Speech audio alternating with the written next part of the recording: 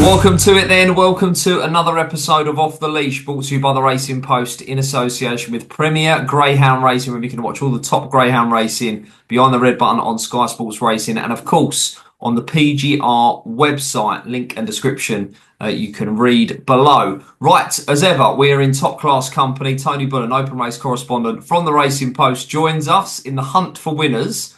And it's a biggie this week, Tony. One of the biggest races of the year gets underway at a new home. Yeah, and interesting, as obviously used to be run over 8 bends at Crayford, but I think he's found a good home in Monmore. I know it's more of a speed track, but it takes some getting the longer distance. It's not a distance that's used regular.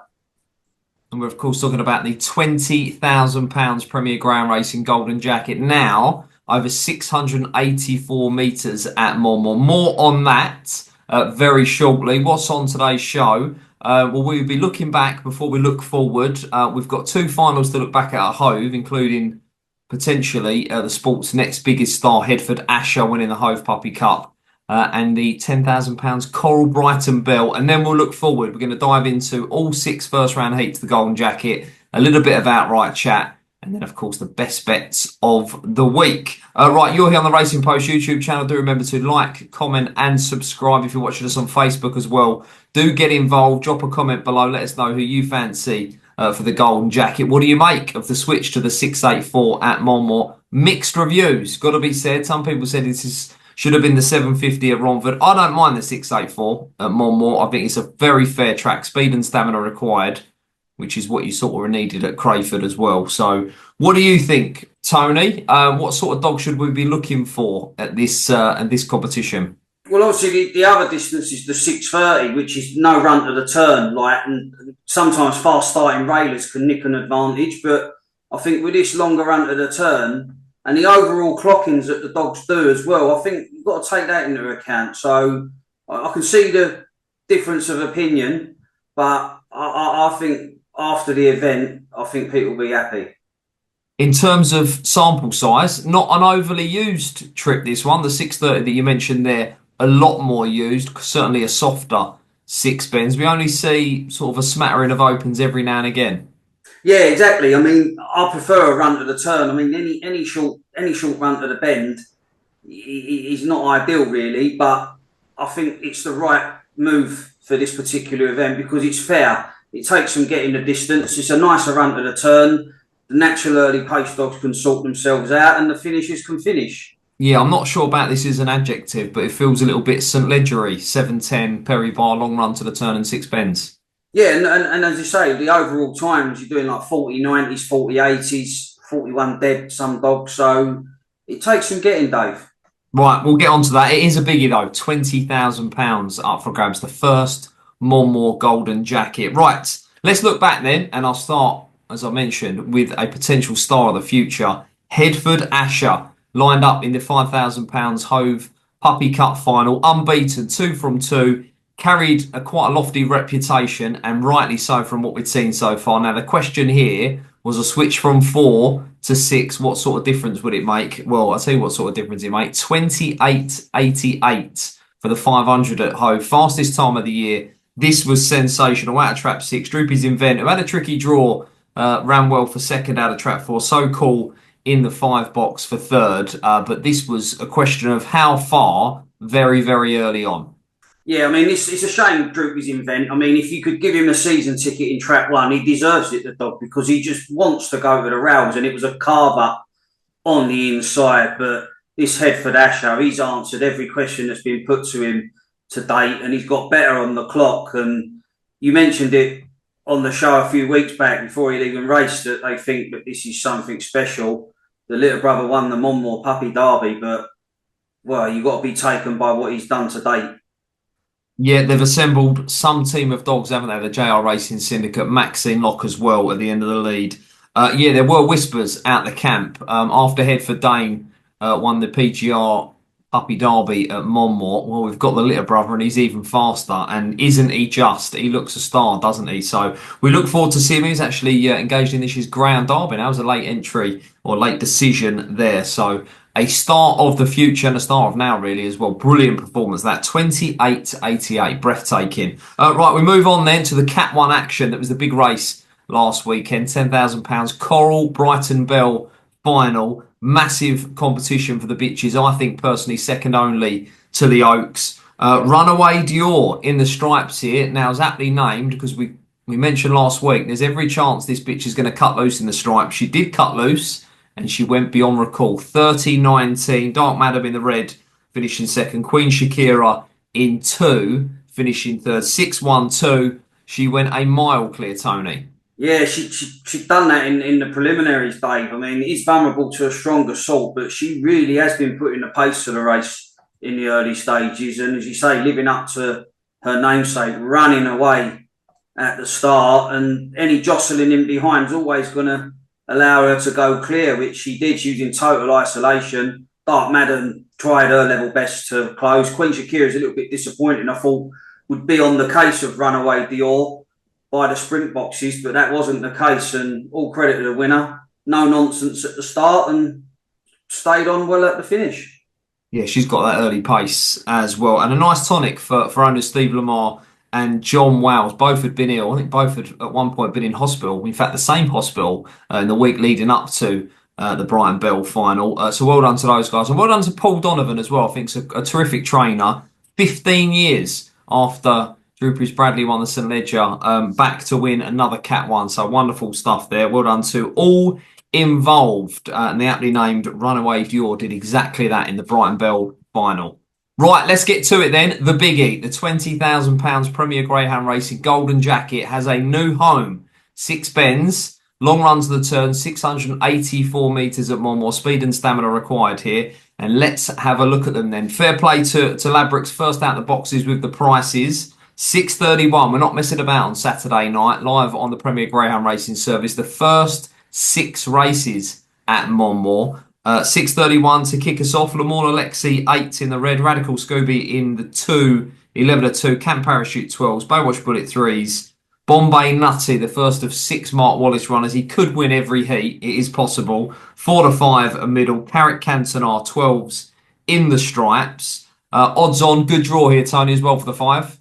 Yeah, he's sort of enjoyed mixed fortune since stepping up the 6 bends Bombay Nutty, but he's been trading blows with the cream. But I just like he had that confidence boosting win at Perry Bar last time out, and he returns to Monmore off the back of that decisive win. And as you say, I think the makeup's quite good. Could be a little bit of jostling on the inside. Carrick Cantona, what I've seen of the dog at Hove, he spins off wide. So Bombay Nutty should really get himself into a decent position at the winning line first time, and you'd be disappointed if you failed to convert. You would. Now, spoiler alert, I'm going for the favourite in every heat. I don't know what Tony's doing. 4 to 5 Jolly in Heat 5. Some of them are skinny, so we'll try and give you a steer with a forecast as well. Heat 2 then, race 2, 6.48 on Saturday night at Monmore. The red is Hacker Carlo, now trained by Simon Deakin. Clodgar Rosie, a pony 25 to 1. The TV Trophy champion, Mongeys Wild, another one for Mark Wallace. Another odds-on favourite, 1 to 5. Broncos Bullet 16s. All right, Patricia 5s. Millridge Tannic 20s. I mentioned speed and stamina. The 3 has got plenty of the latter. Yeah, very impressive, Dave. I mean, very impressive in the TV Trophy, and has coped really well dropping back in distance. And if this was over 6.30, you wouldn't necessarily fancy Mongeys Wild. You'd just think he'd get too detached, but he's showing a bit more urgency and turning in positions at Monmore.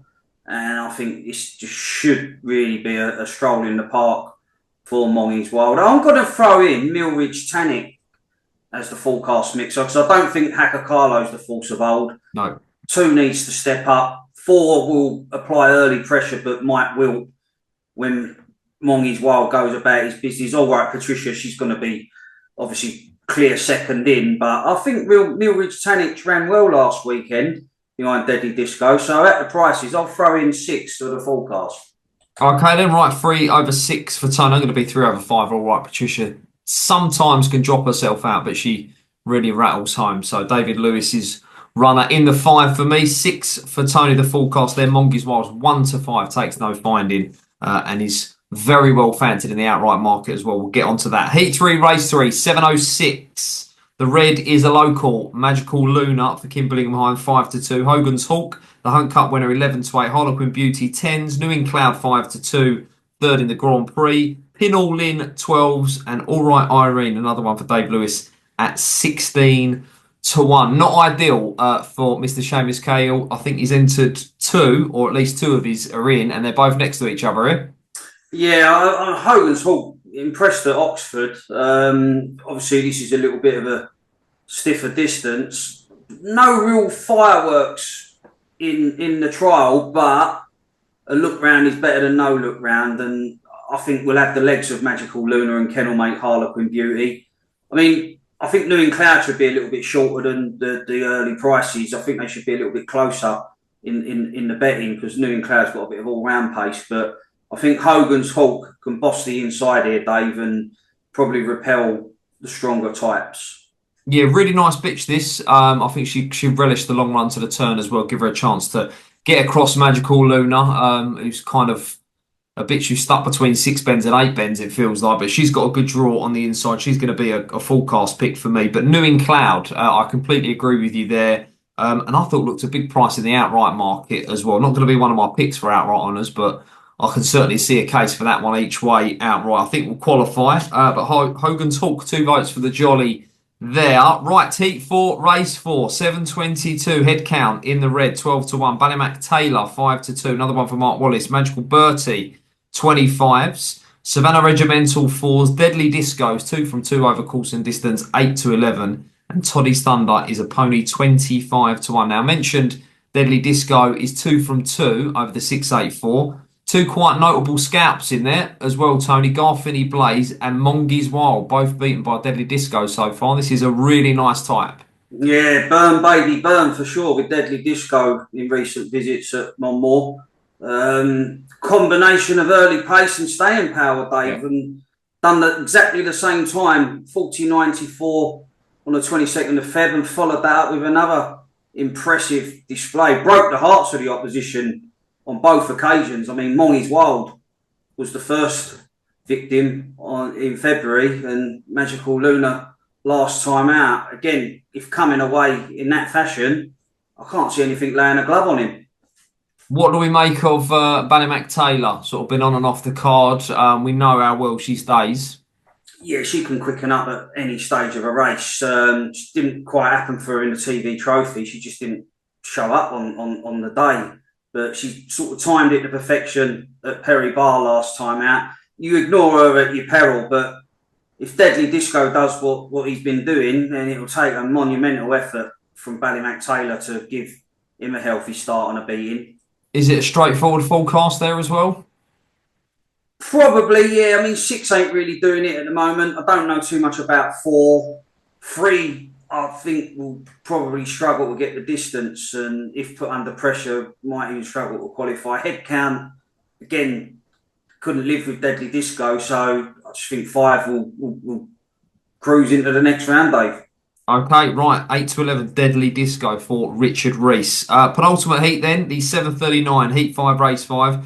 Garfinny Blaze, 4-5 on the inside. Ballymac Magi, 100-30. Savannah Jackpot, 10s. Clona Curly, 13-2. Intriguing Iris, 16s. And All Right Goldie, 11-2. Garfinny Blaze turned over, of course, last week. Probably shook off a little bit of rust with that effort as well. And this is a dog, his record is phenomenal. And, you know, his CV is impressive.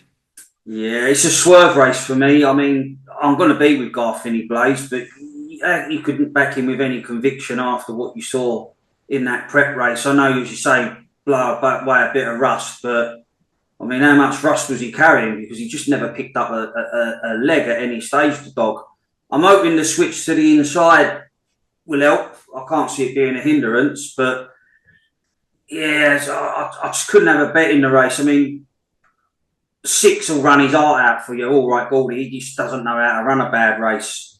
An Intriguing Iris gives the impression that she'll be suited by the longer, stiffer 6 bends. But if he brings his A game, Garfinny Blaze, you'll probably go, oh, what was all the fuss about last weekend? But it is hard to ignore that run. It is. What I would say, and we mentioned this on the show before, what a difference it makes the man at the end of the lead and who the trainer is. You know that Mark Wallace is going to turn his dogs inside out. Traditionally, they improve throughout competition, but because this dog is trained by Mark Wallace, because we know this dog's a champion, we're expecting a bold run. Well, yeah, indeed. Clearly, all is well. I mean, he's taking his place in the competition, so connections would have been shrugging their shoulders, scratching their head, wondering what went on. But the dog's clearly come out of race A-OK, and he might well show why he's one of the leading contenders. But as a betting race, I think it's a watcher. Okay, he's a class act. He's going to get my vote as well, but with no real conviction there. Right, the finale then, Heat 6, Race 6, the 756, the shortest price favourite of the lots here. New Destiny, absolute champion, multiple big race winner, one of the biggest stars of the sport. 1 to 10 on the inside, Overhill Cherry 16s, Swift Jarvis 12s, Make It Mead, Tony's mate from the Grand Prix at a big price, place in there, 16, Skylar's Vision 25, Savannah Ginger 20s. 1 to 10. Listen. Unless you come up with something earth shattering here, we're thinking that New Destiny's over the line. Who's the forecast play? Yeah, I mean, it's an interesting one. The forecast. I mean, she's just a joy to watch. New Destiny in full flight, and again, the extra distance won't be any factor with her. She's probably going to blitz them from start to finish. Make It Me. She ran well in the Grand Prix, but lacks a look round. Swift Jarvis stays well. Do you know who the flying ointment could be? I've watched this Skylar's Vision over 480. Absolutely drops herself out and doesn't really pick up until very late. Maybe this step up to 684 might throw a spanner into the works 5 in regards to the forecast, but this is all about New Destiny. Absolutely. I did inquire with the sponsors on whether or not there might be a sectional market. Traditionally, there was always a sectional market, first lap at Crayford. Not this year, but listen, New Destiny would have been favourite for that, or very close to being favourite, if not, because she will love that long run to the turn. We've seen her do it at Oxford over the 650. We've seen how much pace she's got over the 575 at Romford. Big player, 1 to 10 there, and she is a worthy favourite. And incidentally, Ladbrokes are there, even money, 4 or more winners for Mark Wallace. And I think it's 6 to 1, 5 or more winners. How many do you think he's going to have, Tony, on Saturday night? I mean, I've got him down as having 1, 2, 3, 4. Evens then. You want some of that? Evens? You happy with that? Is that a fair price? Yeah, I suppose it is really. I mean, obviously, if Newing Cloud was to win, then you might be hoping Garfinney Blaze has a bad day at the office again because it'll be going on to New Destiny. So it's a tricky Well, it's one. 4 or Really. more. Evens for 4 or more. So you don't matter, does it? It's all good. And the beauty of guarding is that they've entered 6 and they've all avoided each other.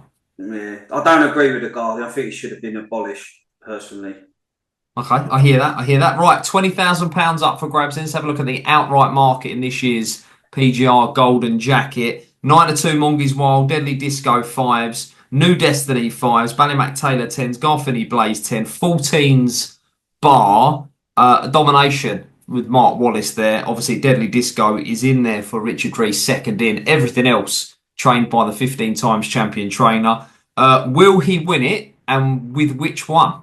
I think he will win it, and it'll be with New Destiny. I just like her. I think she can get first run on most of her kennel mates. I mean, if you put them down in a race, you fancy New Destiny to turn in front of them all. And as good as Mongies Wild was in the TV trophy, I'm not sure he gives a start and a beating to New Destiny because she's a phenomenal bitch. And as I say, it'll take a major effort to back run her on the bunny. Right, well, I've mentioned speed and stamina. Tony's going for the speed. I am going for the stamina because I think Mongies Wild is just a monster. Massive, massive engine. I think you could bet each way at these sort of prices, and I don't see how Monge's Wild is not in the final and right there amongst it as well in that final. So 9-2, very worthy favourite.